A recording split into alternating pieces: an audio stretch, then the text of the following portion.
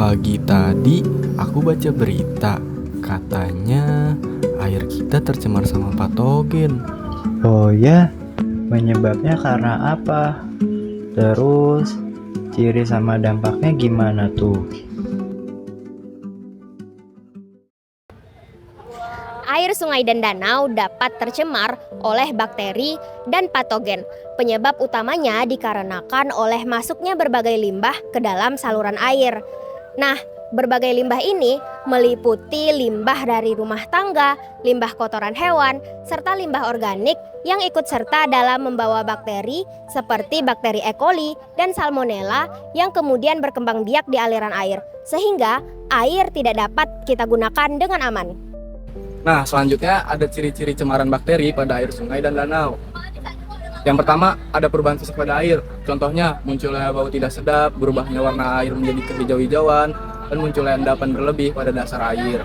Nah, yang kedua, ada indikasi biologis, seperti pertumbuhan lumut yang berlebih, pertumbuhan alga yang tidak normal atau bisa disebut blooming, dan matinya ikan dan biota air lainnya karena terkontaminasi bakteri.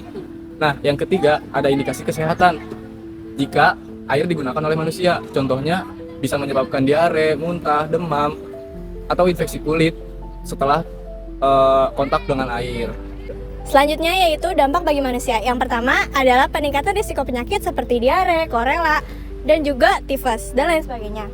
Nah, yang kedua itu ada krisis air bersih. Krisis air bersih ini sangat berdampak bagi manusia untuk konsumsi ataupun aktivitas untuk masyarakat yang di sekitar sungai tersebut. Nah, yang ketiga itu adanya kerugian ekonomi untuk di sektor pertanian ataupun perikanan yang sangat bergantung terhadap sumber air bersih. Nah, di sini aku mau menjelaskan bagaimana sih kita caranya mengatasi agar air itu tidak tercemar oleh bakteri dan patogen, atau untuk bagaimana kita bisa mengkonsumsinya dengan aman. Yang pertama, kita bisa melakukan filterisasi secara sederhana menggunakan jaring untuk partikel-partikel besarnya, dan untuk patogen dan bakterinya kita bisa menggunakan teori fisika sederhana, yaitu titik didih atau pemanasan. Dalam suhu 100 derajat pada air, maka bakteri atau patogen yang ada pada air akan mati. Nah, untuk penggunaan lebih luas ya, kita bisa menggunakan klorin dan pil untuk mematikan bakteri.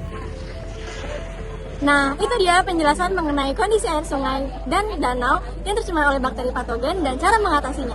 Terima kasih dan sampai jumpa.